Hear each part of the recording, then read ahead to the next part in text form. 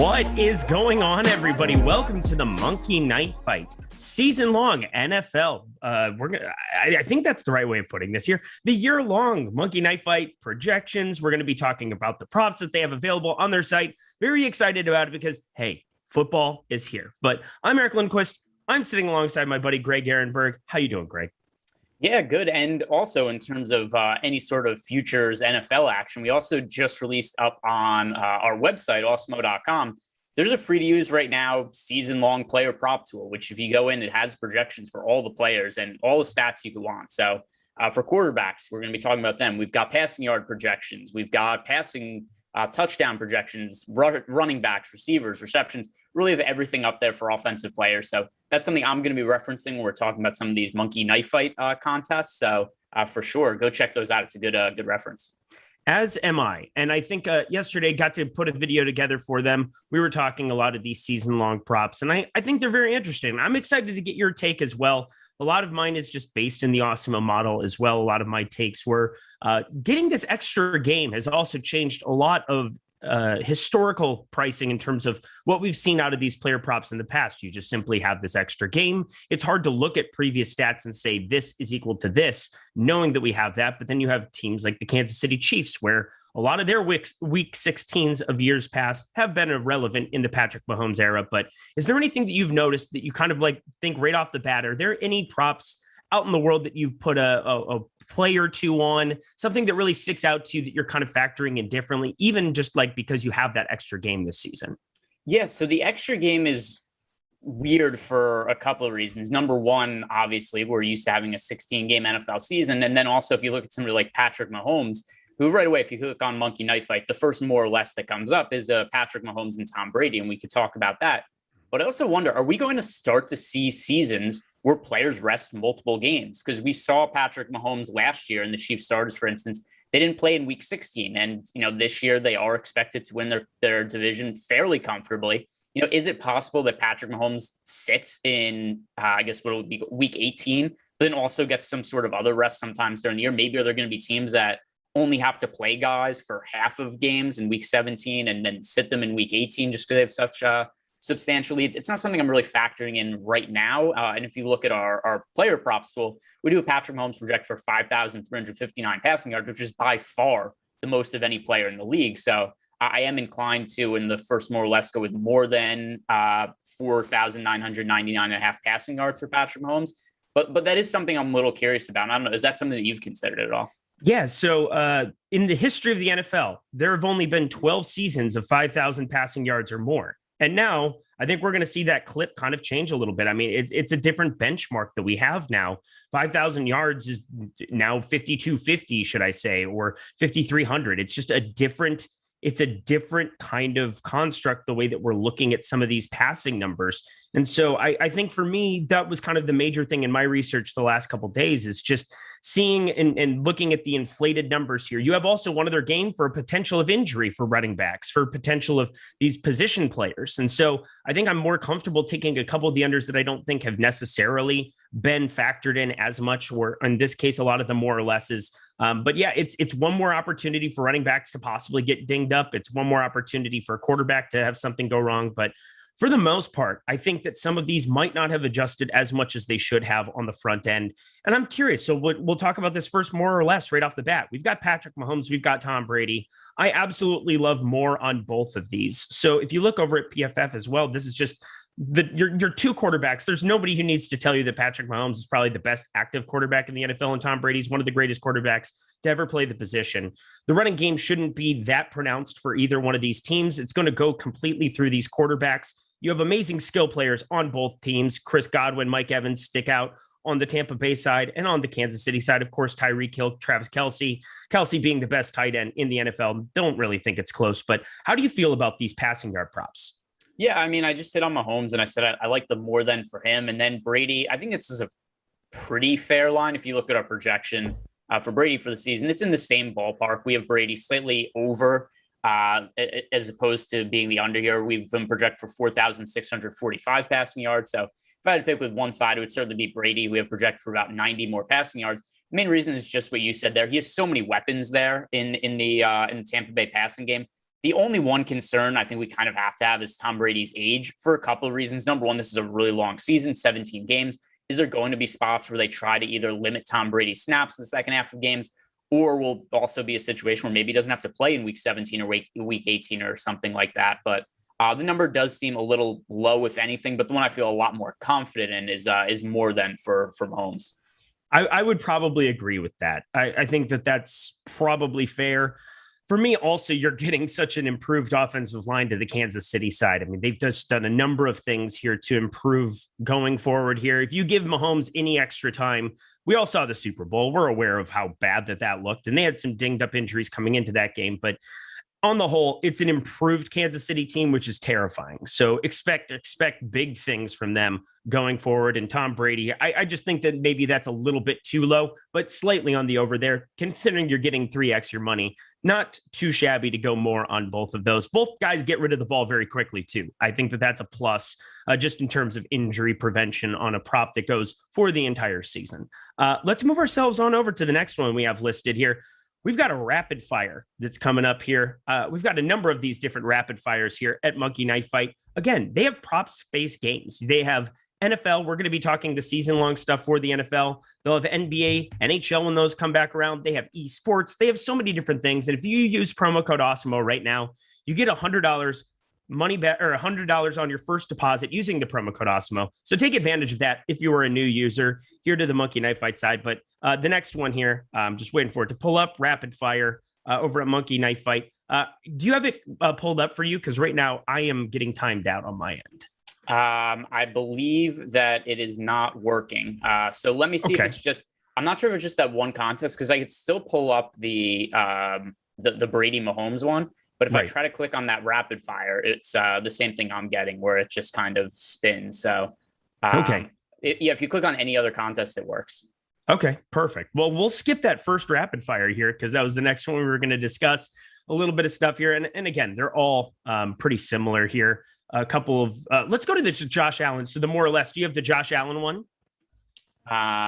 Is that Josh Allen and Patrick Mahomes fantasy points or something else? Yes, it should be the fantasy points one. So fantasy points in terms of how it's factored in. For me, the big thing that stuck out is that you get -2 for a fumble, -1 for an interception. So they're weighted a little bit differently as opposed to turnovers on a DFS site where they might be weighted the exact same. But, a quarterback, I guess Daniel Jones is one guy who sticks out to me with a crazy fumble problem, 29 fumbles, and I believe 24 interceptions on the season. But we don't have to worry about Daniel Jones. We're worried about Josh Allen here in this spot. How do you feel about his fantasy outlook for this season? Yeah, I mean, it's hard not to like him, right? He was so good from a fantasy standpoint last year, mostly because of, well, not mostly because of the rushing stats, but a lot of it was because of the rushing stats. And with Josh Allen, I guess the question is, do we totally buy into what he did last year, where he finished runner-up for MVP last season? And, he was somebody who was kind of considered a bust by a lot of the general public before he even took a snap in the NFL, which is something that we've seen a lot of people just way crazy overreact to everything that happens in a preseason game. Trey Lance and Justin Fields, they're already considered, I guess, like the two best quarterbacks in the NFL for a lot of Twitter. And then anybody's like Zach Wilson throws an incomplete pass on his first couple of passes. It's like, oh, this guy sucks. He sucks. But yeah, there's so many crazy overreactions that happen really quickly. And Josh Allen was considered, not a good quarterback right off the bat. And he did struggle his first couple of years in the NFL. And then he busted out in such a big way last year to where he was a fantasy superstar, as a real life superstar. So my only hesitancy with Josh Allen is he going to replicate what he did last year? Because, 399.5, the more or less for his fantasy points, it's the same exact number as Patrick Mahomes. So I'm still willing to go more than with Mahomes, but Josh Allen, I just kind of want to stay away from, because if he regresses just a little bit from last year, then we could be looking back at this line. It's like, why was Josh Allen projected the same as Patrick Mahomes? So let's go over one more over. A lot of these have Patrick Mahomes involved. So if we like the more on Patrick Mahomes, that makes it super easy. If you go to the more or less that's listed second, you have Patrick Mahomes and then Stephon Diggs, who by our projections is the number 1 wide receiver. I know on Matt Gajewski's board that he's somebody that he had listed as a number 1. We currently have him listed for 1,300, we have him currently listed for over 1,400 yards, 1,375.5 receiving yards, more or less for Stephon Diggs. So if Josh Allen's somebody you kind of want to stay away from, are you interested in investing in his wide receiver 1? I actually am. And one of the main reasons, just because of how often he targeted Diggs last year. If you go look at our receptions total, for instance, our projections, we have Stephon Diggs this year projected for 116 receptions for the year, which is by far the most of any wide receiver in the NFL. So there's only 3 players we have project for over 100 receptions. That is Stephon Diggs, DeAndre Hopkins, and Travis Kelce. Of those guys, it's Diggs at 116, Hopkins at 106.4, Travis Kelce 103.8. So as of right now, Stephon Diggs projected just to get so much volume in the passing game that as long as he doesn't get hurt this year, as long as he stays healthy, I feel pretty good about the more than for him. I agree. And you're getting Emmanuel Sanders, who may or may not be dust. I don't really know. I mean, he's going to be 34 years old here during the course of, he is already 34 years old. That's great. So he's going to be close to my age. I can't imagine being on a football field, but congratulations to him. I don't even know. I'm not a professional. And he tore his Achilles. He's absolute dust. And you're getting John Brown out of there, who had 55 targets there. He's now with the Las Vegas Raiders. So I think that this sets up as just an absolute funnel to Stephon Diggs. And I think he's capable of doing it. Create separation, incredible catcher of the football, does everything you want a wide receiver to do. I have no problem investing on the more than on anything that's underneath 1,400 yards for him. I feel like on a 17 game season for sure, maybe he can get dinged up. Not the biggest frame dude, but I mean, you can say that about so many wide receivers. And for the most part, his ability to separate is just elite. So I love getting to the more than on that. Again, Emmanuel Sanders, you may or may not see Cole Beasley play football this year. I don't know what's going on in that regard. That's a different show. So that's probably not going to be the Monkey Knife Fight show. We'll go down that road, but let's see if we can get some of these rapid fires. Otherwise, we'll continue down the more or less train here. I've got a good one here. So we continue to talk about quarterbacks, and I think they did a great job on Monkey Knife Fight of talking about a lot of these quarterbacks, setting some stuff up. Matt Ryan and Aaron Rodgers, both sitting around 4,400 yards for their passing yards props. More or less, Matt Ryan with the Falcons here in this spot. No Julio Jones there in town. You're still getting that 17th game. And I know I keep harping on it, but it's such a big deal when you're factoring in another 300 yards for a quarterback. But how do you feel about Matt Ryan and Aaron Rodgers more or less on 4,400 yards? Yeah, so that's a number that's come up quite a bit. If you looked at traditional sports books, some of the numbers for Matt Ryan not that long ago were a few hundred yards less than what it is right now. And I think this number is probably pretty efficient. 4,425.5. Our projections have him for 4,305. So listen, it's a really good spot for Matt Ryan in terms of accumulating passing yards, just for the reason that the Falcons are likely not going to have a great defense. They're probably not going to win a whole lot of games this year. And Matt Ryan's going to have to throw the ball a lot. It's something we've seen him do a lot the last couple of years. They're probably not going to have a great running game, something else we haven't seen from the Falcons much recently. So Matt Ryan's going to drop back and throw the ball a ton. In terms of losing Julio Jones, he didn't have Julio Jones for a lot of last year. He's adding Kyle Pitts. I just think the number's about appropriate, though. All right. Well, we got the rapid fire up, so I'm excited. You ready to talk some rapid fire? Let's do it. Just tell me which one you're clicking on. All right. The very first 5X is what we're going to. We have passing yards, Patrick Mahomes versus Tom Brady, with Tom Brady getting nearly 450 extra. Rushing yards, Derrick Henry versus Dalvin Cook, and Tyreek Hill getting 0.5 for an entire season. Tyreek Hill's getting 0.5 receiving yards against Stephon Diggs. For me, my picks from yesterday, referencing the video, I went Mahomes, I went Cook, and I went Diggs. Those were my 3. Some of it was based in the Awesemo all of it was based in the Awesemo projections, because we have the best data and tools in the industry here, and I don't know why I wouldn't utilize those. But I definitely think there's also something to be said. I think the main talking point of these two is Derrick Henry versus Dalvin Cook. For me, it comes down to 2 running backs that I feel like are in almost identical situations here now. Derrick Henry has been healthy just constantly. The last 2 seasons, played every single game, avoided the injury bug, been just phenomenal workhorse for them. But now you're adding Julio Jones as another mouth to feed offensively. And Dalvin Cook, he has the same situation with Adam Thielen and Justin Jefferson, same spot that he did last season. Got Kyle Rudolph out of there. I just think Dalvin Cook getting 170 plus rushing yards is just a little bit too much up against Derrick Henry. How do you feel about that? It is a pretty widespread 170.5 rushing yards. Looking at our projections, that's kind of about what we have, though. We have Derrick Henry this year project for 1,669 rushing yards. Dalvin Cook project for 1,480. So with that in mind, we actually do have this number as probably being something that should be closer to 190 rushing yards as the spread, but still pretty close to accurate. So if I had to decide with one of them, it would be Derrick Henry. I have a little more confidence in the Titans being a good team this year than the Vikings. With that in mind, the Titans probably going to be running the ball a lot in the fourth quarter of games. That should benefit Derrick Henry. That and Derrick Henry, from what we've seen from thus far in his career, just total workhorse. We've never really seen him get hurt. And they're also, the Titans have really not shown any issue with giving him the ball 20, 30 times a game, even in the regular season. So I'm going to side slightly with Derrick Henry. All right. Well, that's probably the main talking point of them. I know for us, I'm assuming you're with the Mahomes Diggs side as well on that one, correct? Yeah, these are Mahomes. We've talked about a decent amount in terms of his passing yard number. It is a pretty big spread, 449.5 passing yards going to Tom Brady, but still we have that number as the fair line being around 700. So I'd side with the Mahomes side, and then Tyreek Hill versus Stephon Diggs. But I like how the bonus that Hill gets is just 0.5 receiving yards. So it's like, I mean, that's basically the same over the course of the season. The odds of them finish with the exact same amount of receiving yards isn't all that likely, but there's just so many more weapons, I feel like, for Patrick Mahomes to throw to in the Kansas City offense. I think that Michael Hardman's going to be a little bit more involved this year, obviously, as Travis Kelce also, along with Tyreek Hill. Stephon Diggs really the clear-cut number one option in Buffalo. So we have him projected for about 70 more receiving yards than Tyreek Hill. So a little bit of value there. I'm going to side with Diggs. All right. I will personally refund every single person who makes that play if Tyreek Hill ends up losing by 1 yard and then you somehow miss out, or if they land on the exact same number of yardage, and Tyreek Hill ends up taking the W with the 0.5 yards. That's just so crazy to think about over the course of a season. But yeah, Tyreek Hill, very, very high upside option. But give me Diggs. I think he's definitely going to be the guy that, he just has nobody else that I think can really challenge him for any kind of workload. I don't see somebody getting 55, 60 targets a la John Brown last season to kind of take away from him. So I think that's kind of the stronger side of that.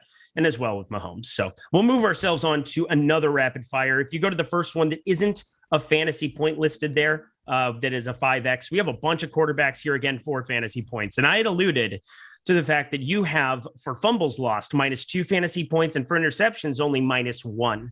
So we're kind of targeting, maybe if you're looking just for a small edge in a couple spots, it's negligible, but Josh Allen versus Patrick Mahomes in fantasy points, Josh Allen only getting 0.5 fantasy points for an entire season.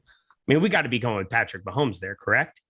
Yeah, definitely. And once again, if Josh Allen's going to replicate what he did last year, then it probably would be Josh Allen, just because Josh Allen was, so good from a fantasy perspective, but also Patrick Mahomes didn't play in week 17 last year. And there was a lot of games where the Chiefs were up by a lot and didn't have to throw much in the second half. Maybe that happens again, but I still have to bet on Patrick Mahomes basically in any of these situations over any other quarterback. So Josh Allen, I think he's going to have a really big fantasy year. I just don't know that it's going to be the exact same season he had last year where he was the MVP runner-up. Well, now we get to go to a guy we haven't even touched on yet who's going to be very, very fantasy relevant. That is Kyler Murray. Tom Brady's getting 5.5 fantasy points for the season. If we look at the fantasy point scoring here for rushing, you basically are getting rushing yards, 0.1 fantasy points. Looking at Kyler Murray from last year, he had nearly, I believe it was just over 800 yards that he had for the season. Going to be somebody that is going to be running the ball, gets a lot done with his legs. Last year, looking at his rushing numbers, 819 yards, 544 his first season. Also 11 rushing touchdowns kind of getting added to the fray. It's a tough division, Arizona out here in the West, but I still got to think that I want to be going on the Kyler Murray side of that. How about yourself? Yeah, I'm trying to find which contest is this? This is the Rapid Fire 5X full season. So if we're going across, we have 1, 2, 3, 4, 5. It is the 6th one that is listed. It is right between the two fantasy point numbers. So we have the Josh Allen plus 0.5 fantasy points against Patrick Mahomes. All right. And we like that one. And then I like the Kyler Murray side of that. I think that isn't even remotely close up against Tom Brady. But how about yourself?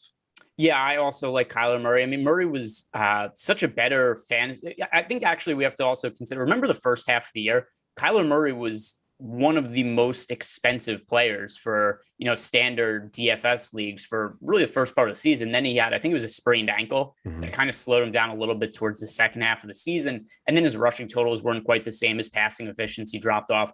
I expect him to be healthy coming into the year, a little bit better weapons around him. They upgraded the offensive line. They added AJ Green, which who knows if he's going to be healthy, but if he's out there, that is certainly a benefit. He's also going to have another full season now with DeAndre Hopkins as his top wideout. So considering the rushing upside of Kyler Murray that Tom Brady does not bring to the table, I think Kyler Murray should actually be favored by quite a bit here. I agree with that one. So I think we're in agreement here on Mahomes. We're in agreement on Kyler Murray on the next one. I think the last one is really the interesting talking point. So Aaron Rodgers, your 2020 NFL MVP, got done with this offseason of terror that he just kind of rained on the Packers, whatever way you want to look at that. It seems like the fences are somewhat mended, at least for this year. So it looks like it's all steam, full steam ahead, I guess, for Aaron Rodgers. And then Russell Wilson getting the plus 0.5 fantasy points. Russell Wilson, probably the most underrated quarterback, it would seem like in the last, I don't know how long. It seems like he's always in the MVP discussion and it always kind of fades out. One-time Super Bowl champion, 7-time Pro Bowler, 98, 45, and 1 career record here for the season. Last year, 4,212 yards for him in this spot, as opposed to Aaron Rodgers last season, 4,299 yards. Pretty similar numbers there. Russell Wilson, a little bit more rushing. Not that Aaron Rodgers can't get out and do a little something, but last year, 513 yards, it looked like for the ground. Let's see, what did it end up being? 513 yards that we ended up seeing out of him there for Russell Wilson. So a little bit of rushing upside. How do you feel about these two up against each other fantasy point wise? Yeah, it's hard to say from the standpoint of that Aaron Rodgers 2 years ago looked like he was somebody who was pretty heavily on the decline. Then all of a sudden he wins the MVP last year. And then also Russell Wilson, we saw in the offseason catchphrase, let Russ cook, and the Seahawks open the season by throwing the ball a lot more than they did in previous years. He has great weapons to throw to, and DK Metcalf and Tyler Lockett. But then as the season went on, they kind of started to throw the ball a little bit less. And then in the offseason, Pete Carroll's put out sound bites like, hey, we need to get back to the running game. We didn't run the ball enough last year. And he thought that was the main reason they kind of dropped off in the second half of the year. So I'd like to go with Russell Wilson here. He obviously has a lot more rushing upside than Aaron Rodgers. I'm just not sure that he's going to be allowed to throw the ball as much as he did in the first half of the season. So a little bit of a hesitant pick towards Russell Wilson. I wish I could be more confident in him. Me too. I'm not sure what to make of him. He seems like somebody that from a DFS aspect didn't necessarily have the same kind of upside that he had in years past. But yeah, for sure, DK Metcalf, monster. Tyler Lockett, fantastic weapon. A number of ways that I think the Seahawks can get it done. I do get worried that it's going to be a lot of Chris Carson, Rashad Penny, a lot of the running game here this season. Once more, again, tough division. You have Arizona, you have the Rams, you have just so many good teams here. The 49ers, it's going to be a very tough division.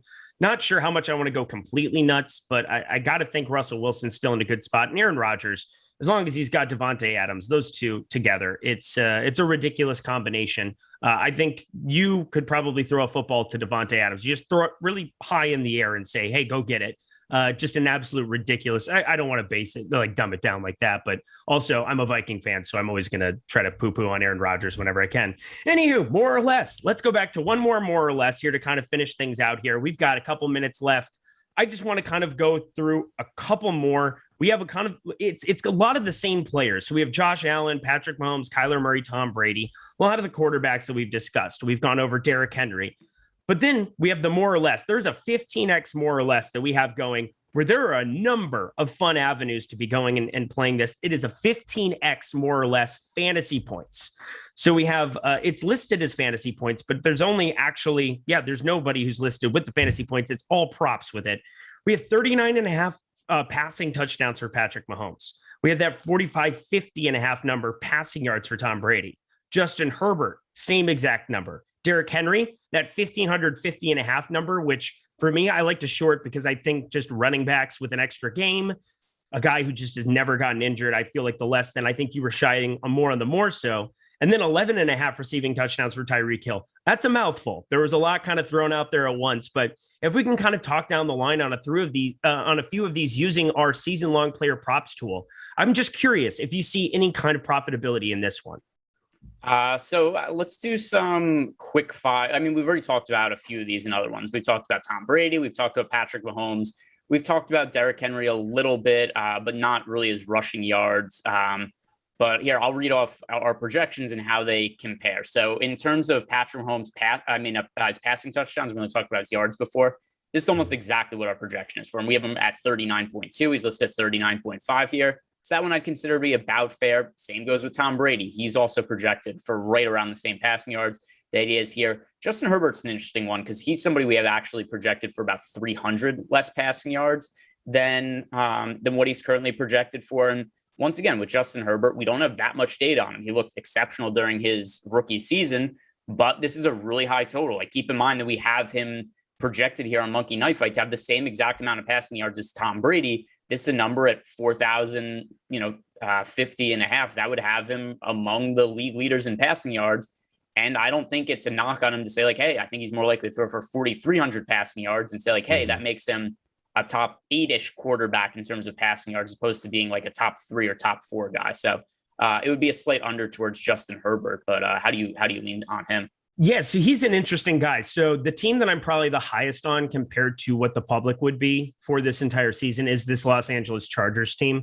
I just think that they've done a lot of great overhaul, getting rid of Anthony Lynn, bringing in the defensive coordinator from the Rams, Brandon Staley, who completely revamped that entire defense last year and just made them ridiculous. I think you get Derwin James back defensively. You have him and Bosa put together that can just kind of create havoc now on the defensive side of the ball. They're probably going to be a little bit more limited, but I think the main reason that I like less on the 45, 50 and a half for Justin Herbert isn't because I'm shorting Justin Herbert. It's because they get Austin Eckler back. And 825 rushing yards, they didn't have anything close to that from a rushing productivity last season. It was basically a moot point for them on the running side of the ball. You get him back in some capacity. We know the kind of passing capability he has out of the backfield, and I'm sure that he will definitely be valuable in that regard as well. But I don't think they'll need to push the ball as much down the field. I think they're going to be in a couple more low-scoring games than what people are anticipating, because I do expect this Chargers defense to be very, very good so long as Derwin James can stay on the field.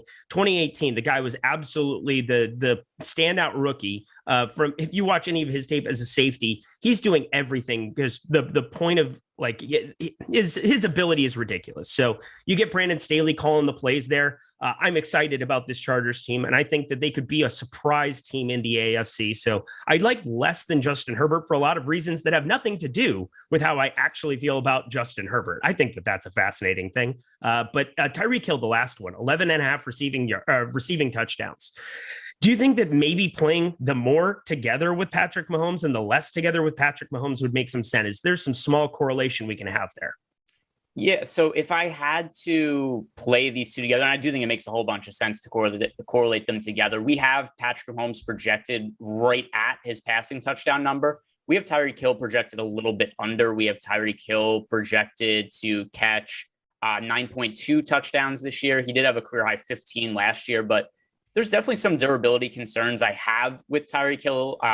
2 years ago, he missed 4 games. He had a shoulder injury. And I don't think it's out of the realm of possibility that somebody now who has a little bit of mileage on his body is going to be turning 28 this season, that, potentially see him miss a couple of games over the course of the season. That's something that could hurt a little bit. But 11 and a half is also a really high receiving yard touchdown prop. We have the highest projection we have for any individual player this year for receiving touchdowns is Calvin Ridley at 10.3. So it's really hard for me to reliably say that any one wideout catches 12 or more touchdown passes, especially when you consider that in that Chiefs offense, they have somebody else in Travis Kelce who's going to draw a lot of red zone targets. So it's not really a knock on Tyreek Hill, just it's a really high number. And you could probably get an irrelevant week 16 or week 17 or week 18, whatever you want to call it. The Chiefs could be running the table. Looks like they have a pretty decent schedule that they have laid out in front of them to succeed. So I do think that kind of maybe more being on the less side of it, as you said, 10.2 for Ridley. I think that makes sense that he would be the highest number. But yeah, Tyreek Hill, no question that he's fantastic, but I like the less than there as well. Well, that'll do it for our Monkey Knife Fight season-long NFL show. Sorry, a little bit about the tiny bit of technical difficulty on my end here, but we are all ready to rock for the season. You ready to go, Greg? Is there anything else you want the people to know on the way out? Yeah, I didn't even realize you had a technical difficulty, but yeah. I couldn't get the rapid fire thing to fire up. That had nothing to do with you, though. But there's that. Yeah, just internet issues in general. But No, just if you guys have any questions about the Monkey Knife Fight content we just did, or if there's a play that you guys really like, leave it in the comment section. Tell us what you think. Amazing. And use promo code Awesemo to get that $100 first match deposit bonus. It is unbeatable. That is how you sustain a bankroll. That's how you build a bankroll. Either way, definitely be utilizing that. He's Greg Ehrenberg. I'm Eric Lindquist. Best of luck. Week 1 coming soon.